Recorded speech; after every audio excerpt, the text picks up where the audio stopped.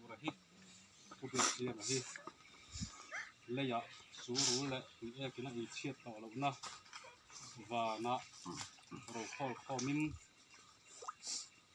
alei taksa alo mang ra so harawina ko na achanga moi lo po thulowin pathian ina ko na changin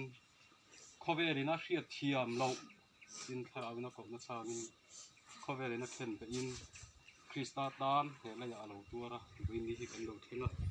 alei taksa he la ya hian zar na ila a tharaw chu na tang chunga amani ta kan hian poi mo na pathian thu kan in ha na tu pathian thu thiarang u leya suru le ti e kin ai chiat na a ruk ru ten an re po a an ruk na hian in tan ro khom su va na suru le ti e kin ai chiat to na a ruk ru ten an re po a an ruk khat lok na a chuan in tan ro khom zo ko u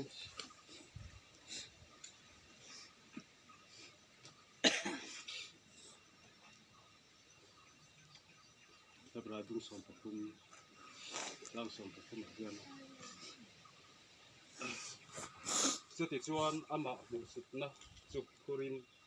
dai to na a hnen lama ikal chu kan u heta hian khamun het kan ni si lova kholo lo om tur chu kan hung zo ani a thu kan ti ri te lo kan za ta na som se tong ta yang u lalpa kan pathian du tak min hmangai min an kal thin to he taksa kan pui liam me kubiak siama lalpa he khovela lalpa idina ti tura iti ang zong te lalpa ti zowin waina nangma ko na te changa lalpa mi ten an khiat thiang lo pia lama te kalin nangma ko na te changin lalpa tu hi alo thleng ani a waina hian I ang chunga thawo takina chol ani ti kan hriat in kan long tak zet ta in he na lom thu kan rul soye lalpa kan pathian du tak min hoi min ko thin to waini a hian thi na kan ton hian kan na a tuar tu te zong tu le fa te u le nau te waini admin on puila kan du tak mewa he than hun atang hian lalpa in lama min ho puila kan hun kal tur zonga po lalpa nangma min on puila he pubiak siam hun ruak hin ang man tharaw thiang min min no pha sak ni che lari so Krista min thiang min chung te su kan di